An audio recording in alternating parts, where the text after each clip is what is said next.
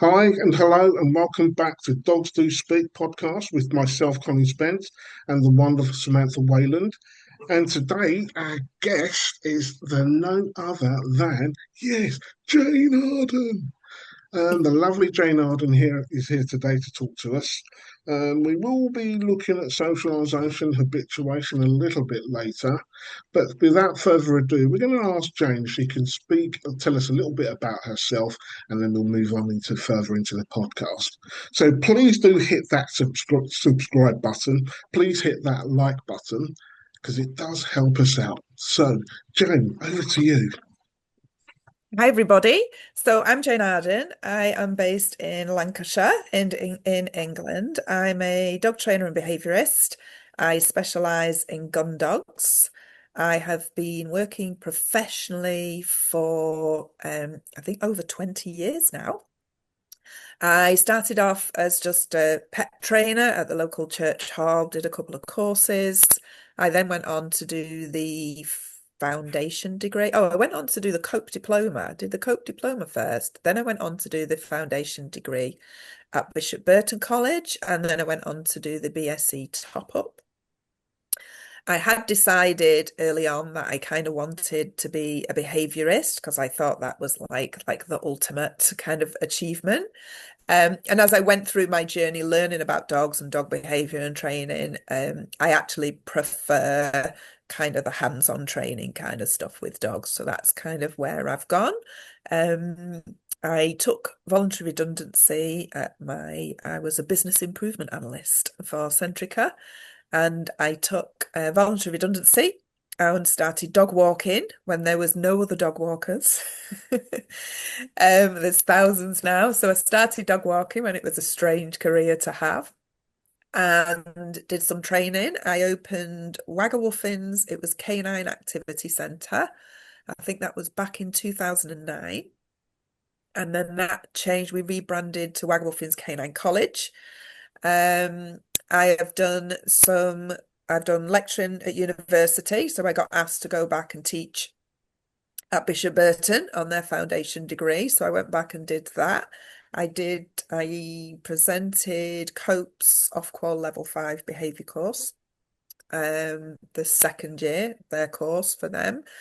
And yeah, so I've done a bit of teaching. I ran my own instructor course for 5 years, which was very kind of practical based.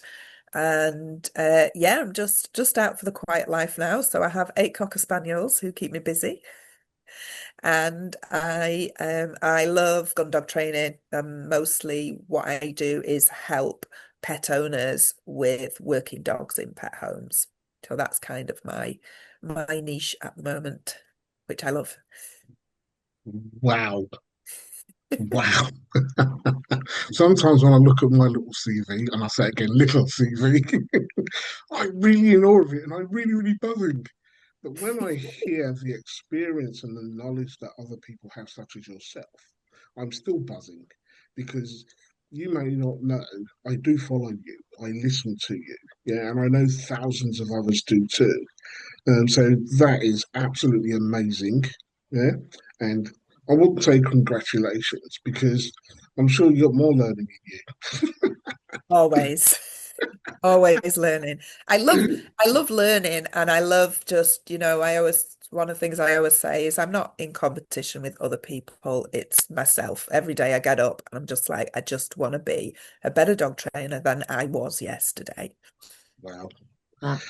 Wow, wow, wow.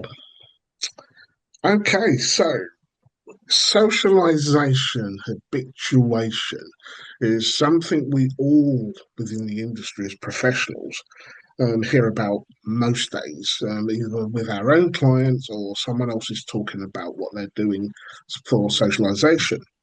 And I don't think everybody knows, or most people don't know. Some trainers are not even au fait with what socialization should really look like. So, Joan, what is socialization habituation and what should it really look like? Okay, so I think that So, from a science point of view, I think one of the big things is the word socialization to humans. We think about like going out and meeting friends and partying and that kind of stuff. And we think about socialization as like quite an intense social interaction with our species, basically. And I think from a dog point of view, we have to remember that the socialization stage of development is like a scientific term, which is Mhm. based upon the developmental point of that puppy's life. The socialization window, I think from a literature point of view, it says that it opens at 4 weeks and Mhm. closes at 16 weeks thereabout. And I think over the years, as we've learnt and we've got experience, like the views have changed over the years with regards to how we look at socialization and the advice that we get. And that happens in the dog world all the time. It's constant. We're constantly learning, we're constantly improving, and we're constantly changing things. So my experience with breeding Cocker Spaniels, I've had 6 litters, I think.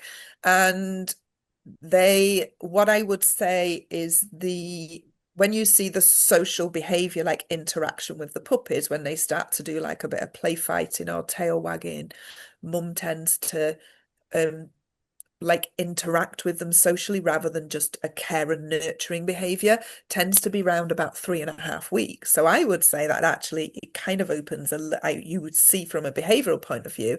And I don't know whether that's just relevant to cockers. My experience is just in cockers, and whether that's different in other breeds. And that would be interesting to see. Um, so when like what the puppy needs at that point is it needs to be exposed to the things in life that we want it to feel comfortable and safe with. So, for example, if you were like if we didn't have a socialization stage and we it kind of didn't like have a cutoff point, and we didn't kind of like certain animals were like we're just going out and we're okay and happy with everything. For example, if you've got a little bunny rabbit, what it should probably be doing is staying in its warren while it goes through its socialization stage and not exposing it to stuff and letting it go out there, because it's a prey animal. It's going to end up like it's not going to last very long. So those animals generally are just exposed to their social group and their safe place. That is safe. Well, because we have dogs in our world, we don't just expose them to their social group. We have to expose them to all the other things that we want them to feel safe and comfortable with. So I always think like I don't think like socialization is a great word for it, because for the majority of pet owners, I think it creates a very different idea. I also think that people like get scared, puppy owners get scared and they think, oh, 16 weeks, I've got to get all this stuff in. And often what they do is they do too much and they overwhelm. And I think for me, like just learning about life, it for a dog is an ongoing process that lasts at least 12 months. Because even though the socialization window closes at 16 weeks, the dog is constantly having new experiences. They're going to have hormonal changes, they're going to have onset of instinctive behaviors, which are going to come later on as the dog develops. So the dog's always having a different experience. So I don't think you can go, oh, I've expose my puppy to 10 things on this list before 16 weeks, so it's job done. It's an ongoing thing for me. And I think like originally it was called a critical stage of development. Yeah. And like now we say it's a sensitive stage of development. I've got friends who've had puppies. They've maybe had like a leg injury, broke a leg while as a puppy, missed out on all their socialization, and they've just done it later. And those dogs are great. They're fine. They haven't developed any problems. And I do think sometimes less is more. I think COVID, I get lots of people going, oh, I had a COVID dog. I thought COVID was brilliant for dogs, because everybody had to take their dog for a walk because they needed to get out of the house. So it made people take their dogs out. But what they didn't do is overwhelm them. from a social point of view. So the dogs were out seeing the world, seeing stuff, but what they weren't doing is being overwhelmed with intense social interactions. So I think, like, for me, the main thing is that the puppies, you're taking your puppy out, and your socialization and habituation should be individual to your puppy. So I don't like tick boxes and check boxes. I think what you need to do is say, I need to meet my puppy's needs. And if you've got a nervous puppy or a puppy that lacks a little bit of confidence, then probably less is more. Take your time, do it slowly. Often people panic because their puppy's worried, and then they overexpose them and actually overwhelm them, and they don't cope. For me, with young dogs, I look at socialization as sensory input. And when we take them out, when we take a puppy out to a new place, that's like new sensory input. And it's really important that we understand how it affects, especially different breeds. So some breeds, and especially your working breeds, are genetically selected to be stimulated and heightened by the environment. So it's important when they're puppies that we take that slowly, and we allow them time to process and take that in. So taking a puppy for a walk and just doing a walk for 20 minutes, for me, is you're just rushing them through the environment, and you're not giving them time to sensory process and develop. And I think a lot of reactivity comes because dogs are not allowed to have the time to process that sensory input of new experiences. I always give my puppies rest days, so we'll do a new thing and we'll go out, and I know that there's stresses in that, and that's going to create stresses, and it's going to make them tired, and it's new sensory input. So the next day we do something that they've done before. Mm-hmm. And we kind of mix that up. Socialization. So socialization and habituation. I think that socialization is about the things that we want the dog to have social relationships with. So that's a social interaction. So generally with dogs, what we want is we want them to be able to socially interact with other dogs. We want them to be able to socially interact with people, and we want them to generally socially interact with maybe other species that live within their home. If you've got chickens and cats, guinea pigs and that kind of stuff. So it's always good to build social relationships around other pets that you've got in the home. Habituation for me is really about the other things in life that we want the dog to just filter out as background. So I always say to my, when they see like sheep or livestock, and they'll be like, what is that? And I go, that's nothing to do with us. And that's what I always look at. Habituation. I go, habituation is nothing to do with us. Like, that is nothing to do with us. It's just part of the environment. So what we want to do with those things, so we don't, I always go, you don't socialize your dog with traffic. Yeah, we habituate the dog to traffic. We don't socialize our pet dogs with livestock. We habituate them to livestock. And I always remember an interesting story years ago. I think my daughter was about 11, and she was doing her Kennel Club Good Citizen test. And we had a police dog handler who was assessing us. And one of the questions was, what would you socialize your dog with? And she was 11 years old, and she said, people and dogs. And the assessor said, and what else? She went, that's it. And in front of everybody, he actually turned around and he said, oh, look, the trainer's daughter has got the question wrong. And he said, she was 11. I was fuming, right? So he said, what about traffic and livestock? And she went, I would habituate my dog to traffic and livestock. And I was like, yes, I have trained her well. So I think it's important we, like, pet owners, understand those differences, because I think how we approach those two things is really, really important. Because for me, I want, when we've got things like traffic and livestock, I want the dog to filter that out. So what I will do is I will take them into those environments where those distractions are there. And I will teach them that you filter that out and you're going to gain reinforcement from doing other things. And they're just going to be part of the background.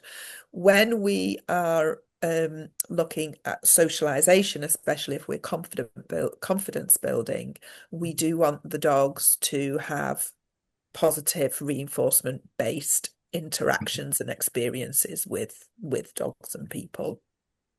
So I do believe that when we're socializing dogs, we can't keep things positive all the time for them. I think if you're brave and you expose them, there's gonna be situations where something concerns them. There's going to be situations where maybe they don't have a good experience with another dog. And for me, I actually think those experiences are important for a dog to become a resilient dog. What's important is that we help them and support them through that and help them to bounce back and recover from something that concerns them. So then in later life, if something concerns them, it's not that they've never experienced that before and they actually know how to kind of manage. I'll give you an example of noise phobia. We have CDs and, well, we have apps now. Get with the times. We have apps on our phones now. We don't have CDs anymore. With sounds on for desensitization. And what often happens is people, and I'm not knocking these things, I absolutely use them, but I think we have to understand that what they don't do is they help accustom the dog to sounds and noises, which is great. They don't expose them to the real thunder that has static and energy changes in the air, which are not on your app. The same as fireworks, we have the smell of gunpowder, dark nights, and there's lots of other things that can be attached to that, which we don't get on the sound apps. We literally, it's just the sound. Because dogs live in a world of scent, I think it's really important with thunder and lightning and fireworks that we are aware of the scent impact that it can have on dogs as well. And for me, most dogs I know who have developed a firework phobia or a thunder phobia were startled and didn't recover. So I also think it's, I'm never going to go out of my way to startle my puppy, but I know that my puppy is probably going to get startled at some point in its development when it's young. And what I'm going to do is go, training opportunity. Let's help you recover from this, because this is going to happen. This is going to happen in your life. If you've got a sensitive pup whose nervous system fires up easily and quickly, we want to be able to help that puppy learn to manage that and cope with that and recover and feel okay. So for me, from a socialization point of view, we want to keep it as positive as possible. There are going to be days and things that happen. I've had lots of trainer friends who've come to me and they're traumatized because their puppies had like one bad experience. And I'm like, it's just an opportunity to help them recover. Some people are worried because their puppies are a little bit nervous and scared. And I go, well, actually, that's kind of like, that's how you survive. That's quite a sensible thing to do. During the socialization stage of development, those 4 weeks, puppies display specific behaviors. And they're specific behavior patterns which enable that puppy to survive and get to the next stage of development. And for me, in the socialization stage of development, one of the main behaviors that we see is following behavior. So they follow you. They want to go to work with you. They want to go to the toilet with you. You've normally tripped over them or stepped on a paw at some point because they're just there. And when you take that puppy out for a walk for the first time, it's probably going to stay close and it's going to follow you. And I get lots of owners go, Jane, I've got my new puppy. We went to the park. We let him off lead. He just walked around with us everywhere. We've got a good one. So we're not coming to classes. And I'll be like, I'll see you in a few weeks. So, and I always say to people that following behavior is the dog is not old enough to fend for itself and look after itself. So if I follow my family around, then I will survive. They will protect me and they will care for me. I also take that survival mindset into account when it comes to helping them learn to be on their own, because it's not like their survival instincts are saying, like, being in a kitchen for 8 hours downstairs on my own probably isn't the smartest move. So some puppies will struggle, and again, with teaching them to be on their own, with some puppies I will not rush it and I will take my time. I won't panic if, if it's one of those puppies who, like, you go to the toilet and it has like a meltdown.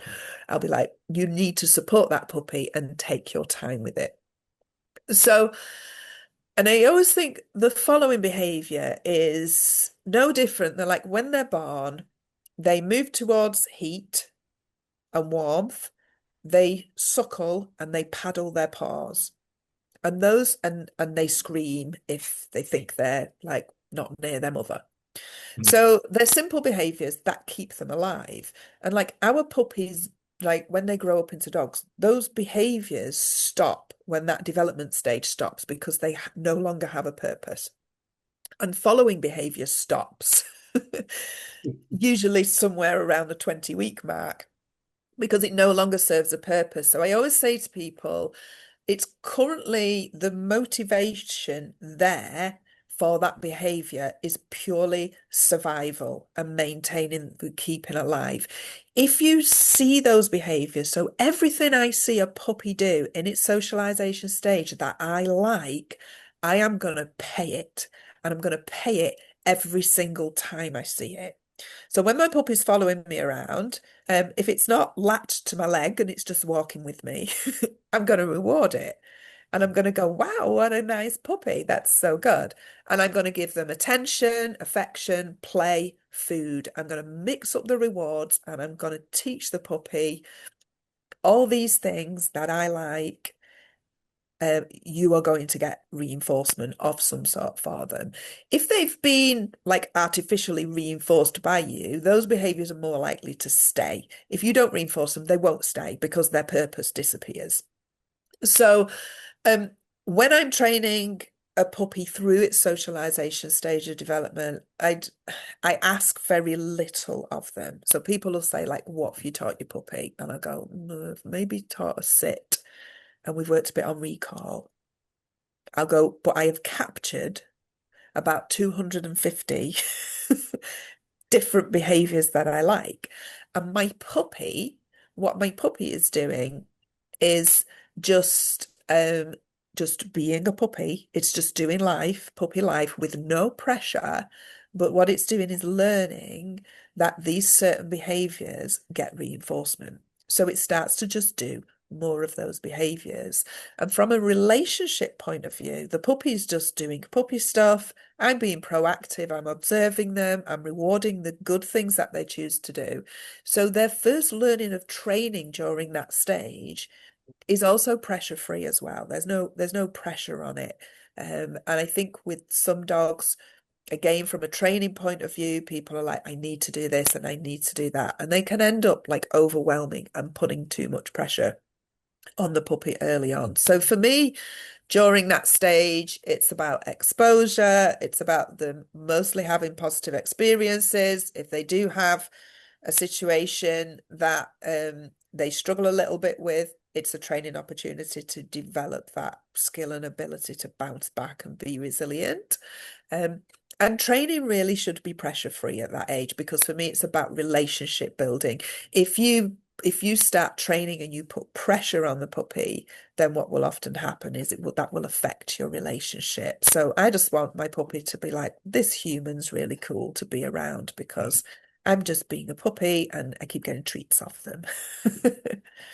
Or affection or attention. Yeah, Jane, would Yeah. you also put in their expectations? So the owner, or and in some cases, dog trainers, the expectation is so high Yes. that overexposure kicks in, flooding could possibly kick in as well, etc., etc., etc. What would your message be to how can they curtail that, pull that back, and do it differently?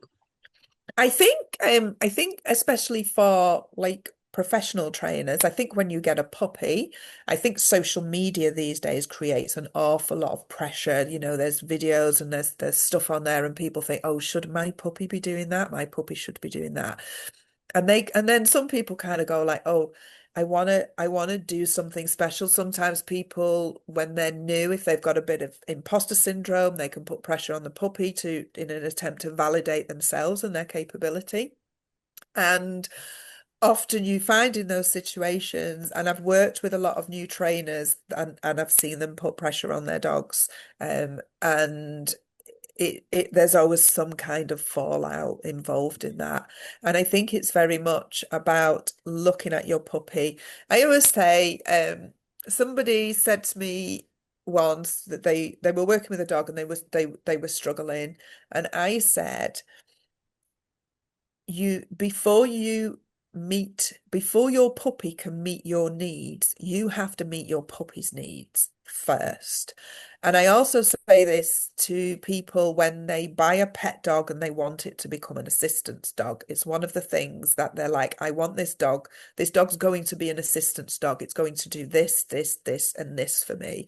And I go, for the first year of that puppy's life, you need to meet their needs. If you want them to have the mental resilience and capability of being an assistance dog, then you absolutely need to focus on their development and their needs, and then you can consider about whether they meet your needs. So that's what I always look at. Like when I get a dog, I have a plan, I have needs that I want from them, but I always make sure that I'm like, I have to meet my puppy's needs first. Okay. So for me to get my dog to be a gun dog, my dog's got to be able to do life first. It's got to be able to develop an element of resilience. It's got to be a good learner. It's got to learn all the things that I want, the foundations that I want the puppy to be. So I think it's important. I think like in this day and age, with training, the expectations that people have for young dogs is very, very high and often unrealistic. And when you put pressure on a dog, you're going to have some kind of fallout. And I don't think we should kind of mollycoddle them and stuff. They've got to develop resilience, but I think it's just so important that I think if you get wrapped up in your needs and your goals with your puppy, you can potentially end up with some fallout. So for me, it's always like make sure you meet your puppy's needs. My little Atom, he's quite an intense and he's quite a drivey dog. And I think when we were about 7, 8 months old, I hadn't really taught him to stay yet because I was like, he's not ready. He's not ready for this yet. And I remember speaking to a trainer and they were like, oh, you're gonna have to come down on this dog if you want to stay. And I was like, no, I'm not. I'm just gonna wait. I'm just gonna wait till he is emotionally mature enough to learn his behavior. I'm in no rush. Yeah, I'm not in any rush and I'm just going to wait. And at this moment in time, I was like, I can get where you're coming from because he can't do it. I went, but I will wait.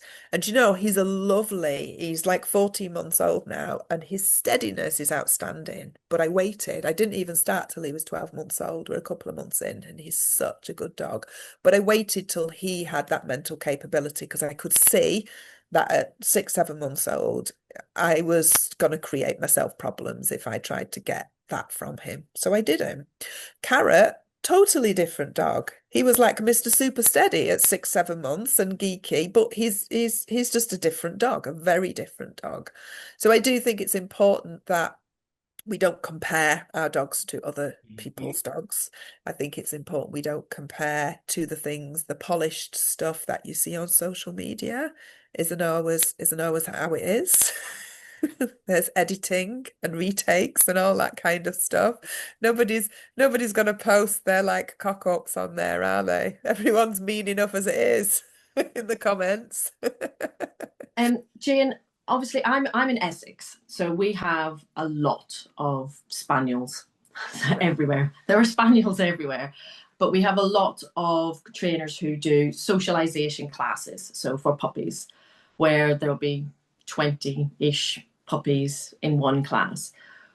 What are the benefits, would you say, to go into those classes, or what are the pitfalls? Obviously, for people who are watching this that aren't dog trainers, obviously, when people get their puppies, the first thing they do, well, a lot of people do, is they look up puppy classes, puppy socialization. You see it posted every day on Facebook, where can I go to socialize my puppy? Who does socialization? Who does, all these things? What are the sort of benefits and pitfalls of those classes, would you say?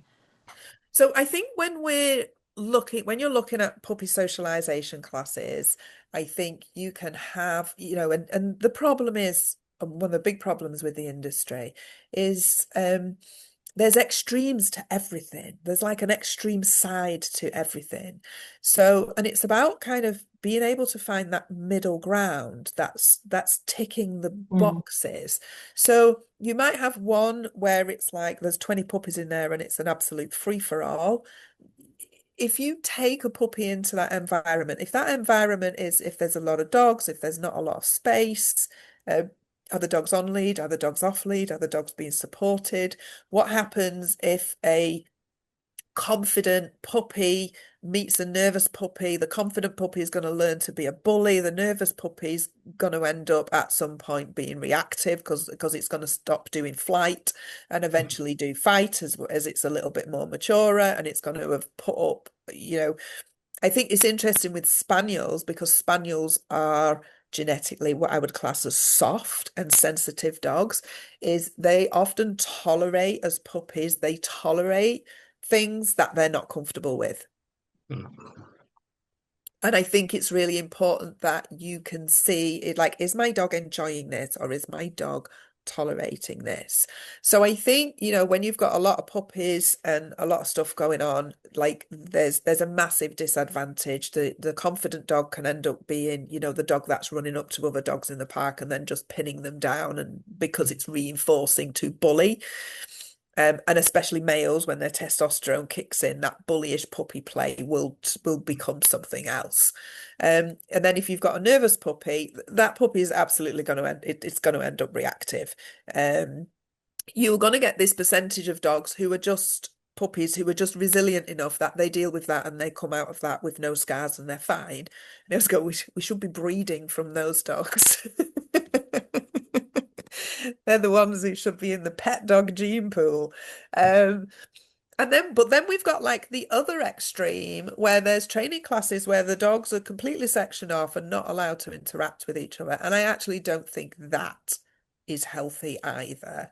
I think that if you've got a genetically social dog, your dog will have dog social needs, and those needs will be you will need to meet them, because I will guarantee that if you keep that dog away from other dogs and just focus on your relationship, you will have problems. Yeah. But if you allow that dog to have its needs met and work on your relationship, it's going to be absolutely fine. What I love about reinforcement-based training is that with puppy socialization is the dog is interacting and socializing with other dogs and having good experiences. And what it's also doing is interacting and socializing with you and having good experiences. If a puppy or a young dog is trained with a lot of correction and compulsion, if that dog is socialized with other dogs, it's going to be having a wonderful time with other dogs. But then what's going to happen is it's not having so much of a wonderful time with the owners. And often what then people do then is they pull the dog socialization from the dog because they believe that it's a problem, when I go, actually, it's usually us that's the problem. If there's a problem. So I think that's kind of really important. Things to consider as well. So for me, in my classes, week 1, they come in and they have their own little pod. And they do their first foundation stuff, which is just food manners, getting them engaged. Every dog has its own little free work area, so they've got sniffing and stuff to do. They're not just standing there staring at other dogs. They're all lined up against the wall, so there's no eye contact stuff going on. So we set them up for success. So they come in and they have a good experience. They've got their own space. They're doing things with their owners. They're doing sniffy stuff, so it's not training. So it's dog stuff.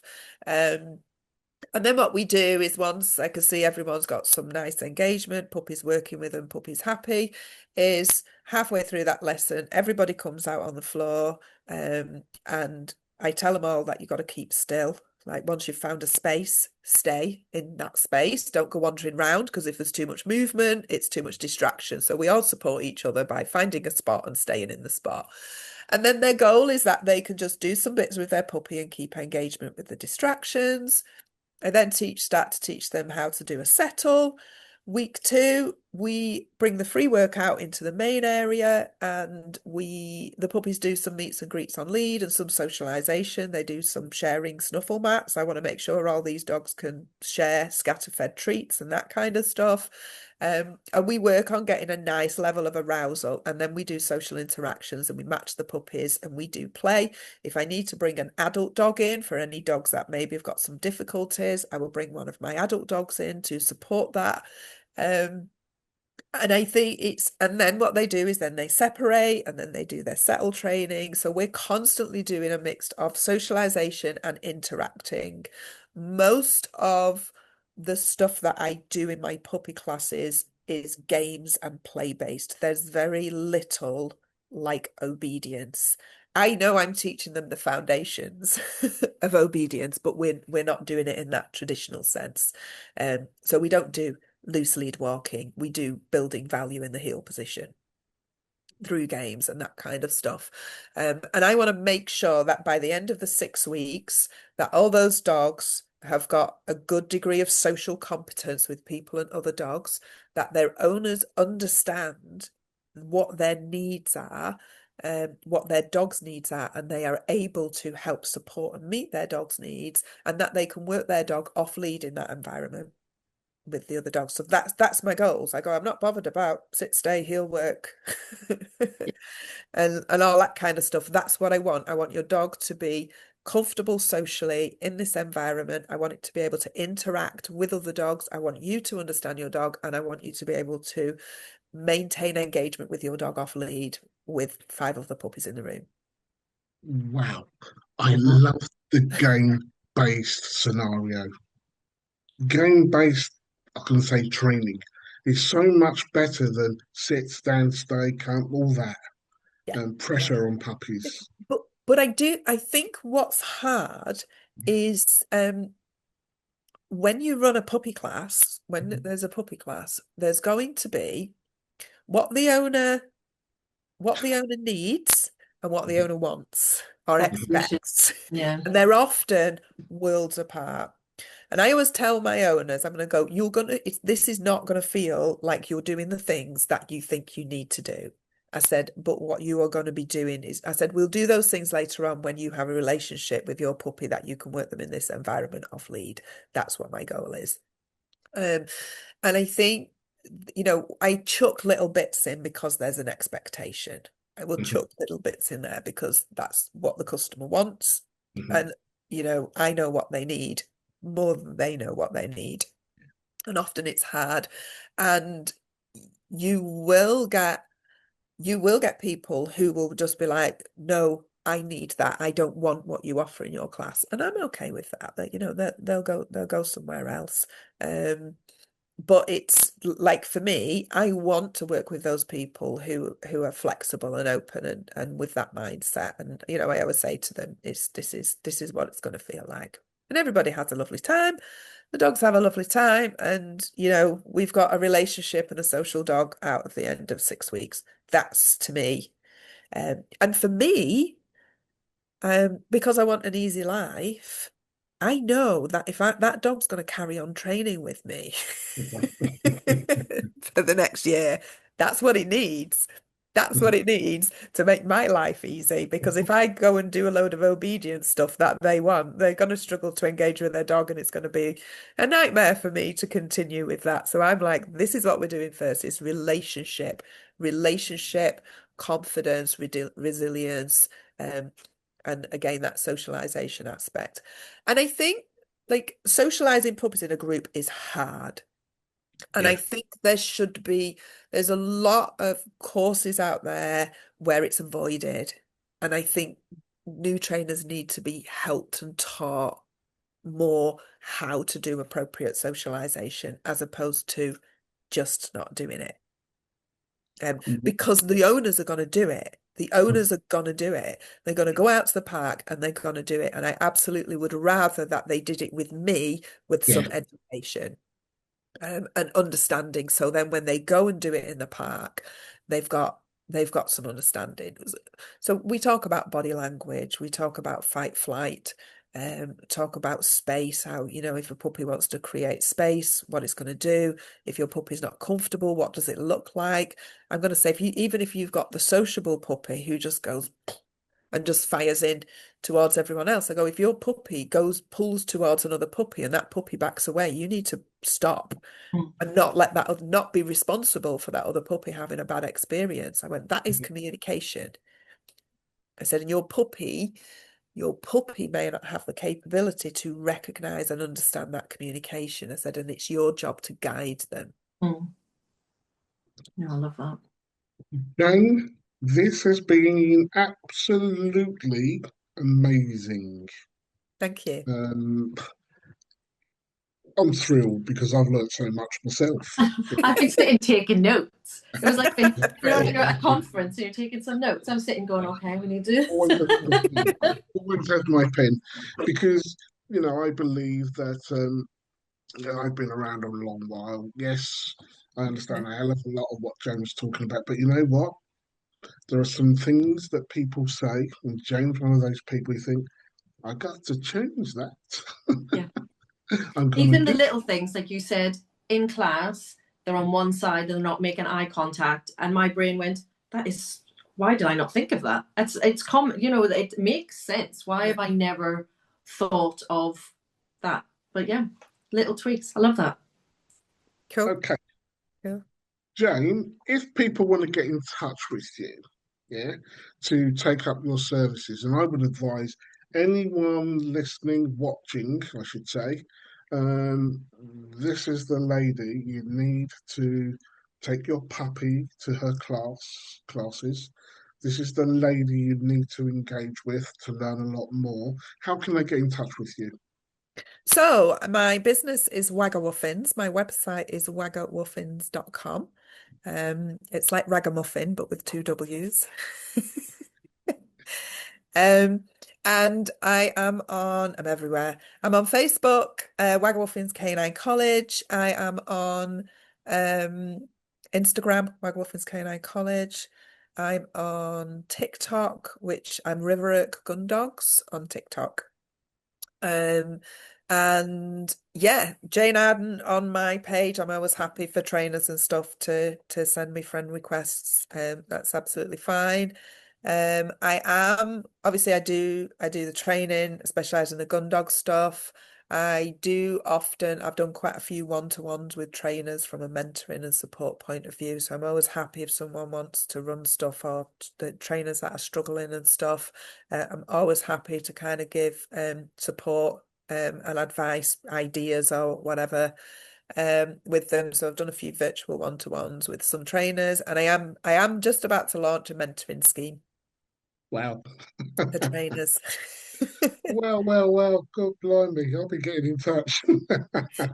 As someone who's just adopted a spaniel mix, I will be in touch. Jane, you have been an absolute pleasure to have on Dogs Do Speak. I just want to say thank you. And everyone that's watching, please hit that subscribe button. Please give this a like. So until the next time, it's goodbye from myself, Samantha, and I'm sure you will all see Jane again on Dogs Do Speak. So goodbye for now.